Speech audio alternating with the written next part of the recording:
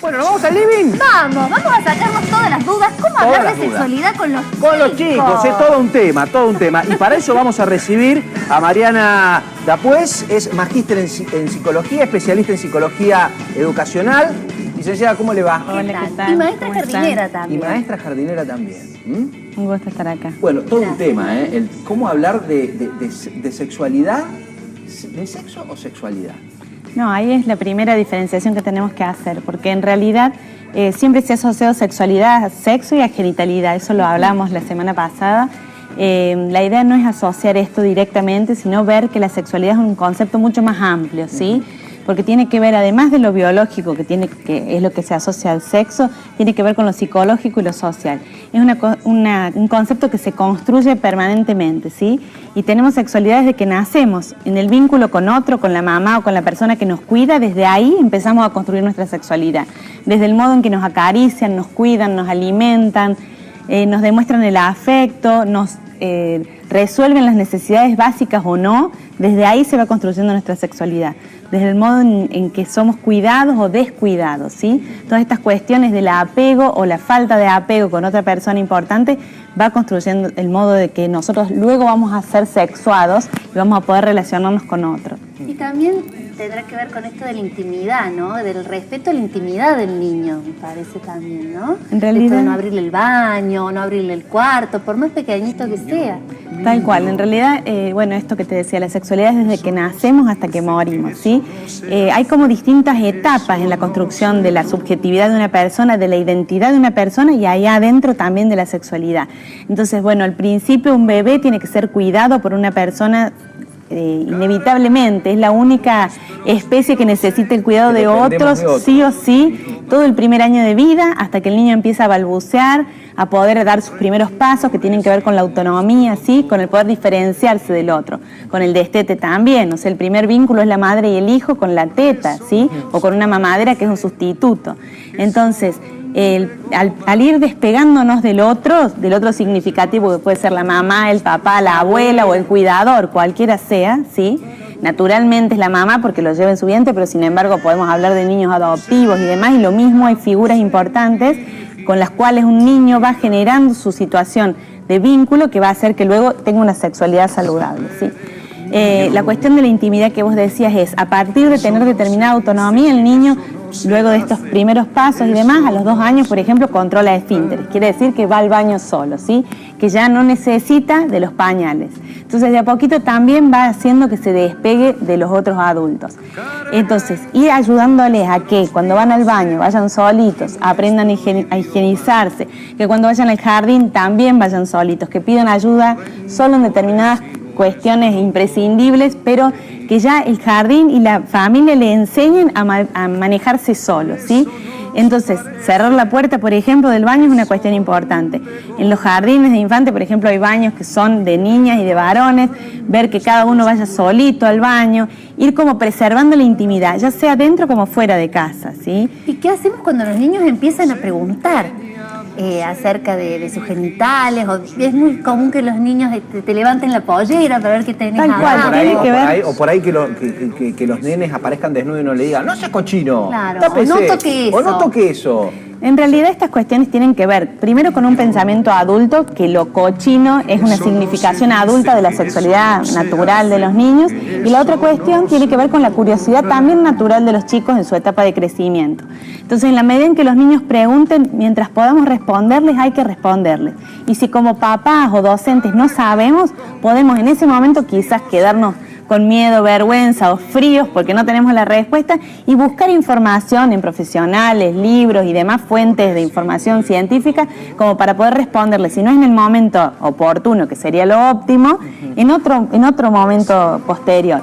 Porque la idea es que si los chicos preguntan es porque hay algo de su curiosidad que necesitan saber. Y lo mejor es que resuelvan esas dudas en su casa o en la escuela. Como contábamos la otra vez, actualmente contamos con una ley de educación sexual integral en la cual la escuela también colabora con esta tarea de educar a los niños, niñas y adolescentes desde temprana edad, desde la educación obligatoria, que es el nivel inicial, hasta los terciarios, ¿sí? Entonces, la escuela puede colaborar con la familia en esta tarea, aunque hay cuestiones básicas de la convivencia cotidiana en la familia en que la familia sí o sí va a tener que ir dando respuestas. Decir esto es cochino, esto es feo, esto es malo, lo único que hace es generar un tabú en torno a la sexualidad. Una culpa, ¿no? Culpa, miedo, y en realidad los chicos después van y buscan la información en otros lados. Que a lo mejor se las dan tergiversadas. Tal cual, entonces, o los medios masivos de comunicación, fenómenos como el de Tinelli, que son terribles en torno a generar cuestiones distorsionadas en torno a la sexualidad, porque muestran lo patológico de la sexualidad, la no discriminación entre lo público y lo privado, el que una escena de intimidad se muestre mediatizada sin discriminar, que hay que cuidarse a sí mismo, respetarse a sí mismo, respetar su cuerpo y respetar a los otros, encontrarse en un espacio de intimidad para reconocerse, para conocer a los otros, ¿sí? Entonces por ahí la familia tiene una misión importante que es poder hablar lo que los chicos preguntan en el momento oportuno. Y si tienen dudas, miedos, vergüenza, pudores, porque no todos fuimos formados para esto y tenemos un montón de trabas y miedos, buscar ayuda, pedir consejos. Los propios tabúes de los padres, ¿no? Ante la gran pregunta, ¿cómo se hacen los bebés? Tal cual. ¿Qué respondemos? Bueno, la idea es responder con la verdad, o sea, el repollo ya no existe, la cigüeña se fue de viaje a otro país. Entonces hay que ver, en realidad, tratar de explicar de manera básica las cuestiones, ¿sí? Nació o por la panza o por un huequito que tiene la mamá y explicar la teoría de los 3 huequitos para también demitificar que todo sale del mismo lado, ¿sí? Cuestiones como básicas, primarias, en las cuales con lenguaje cotidiano uno tiene que explicar lo que los chicos preguntan con la verdad. Y vuelvo a repetir, cuando no tenemos la respuesta oportuna, tenemos miedo y demás, le decimos, bueno, después te lo respondo, voy a preguntar porque a lo mejor alguien me puede ayudar y después te explico bien. Podemos postergar la respuesta, pero tratar de no evitarla y no poner mitos que después son peores, ¿sí? Porque es peor desenmarañar la cuestión de una mentira que después los chicos te dicen, bueno, a ver qué querés que te enseñe, porque hay determinada información que circula en el ámbito en el que ellos se desenvuelven, aunque muchas veces no es fidedigna en torno a lo científico o a lo real, ¿sí? ¿A qué edad comienza un chico, tanto un nene como una nena, a darse cuenta del tema sexual, de la sexualidad? En realidad de la sexualidad se dan cuenta desde que nacen porque tienen como distintos modos de exploración, ¿sí? Ajá. El bebé desde que tiene el primer contacto con la teta de la mamá y chupetea, ya siente placer en la boca al sentir el alimento y el contacto afectivo con un cuerpo calentito que me está cuidando, ¿sí? Todo eso también es sexualidad, ¿sí? Luego, en torno a las diferencias sexuales anatómicas, que es quizás a lo que vos te referís, entre los 3 y los 5 años es natural que pregunten ¿por qué los varones tienen tal cosa y las nenas tal cosa? La idea es, bueno, a ver, si en casa le decimos de determinada manera como coloquial, después además contarles cuál es el nombre científico. Esto en realidad se llama de tal modo y sirve para tal cosa. O sea, eso sería lo óptimo. Y también es natural que se toquen, ¿no es cierto? Y explicarles que, bueno, que mientras se toquen o en el baño o en su cuarto, que no lo hagan en público. La cuestión de la curiosidad o la exploración o el autoconocimiento es una cuestión tan natural como la humanidad misma, ¿sí?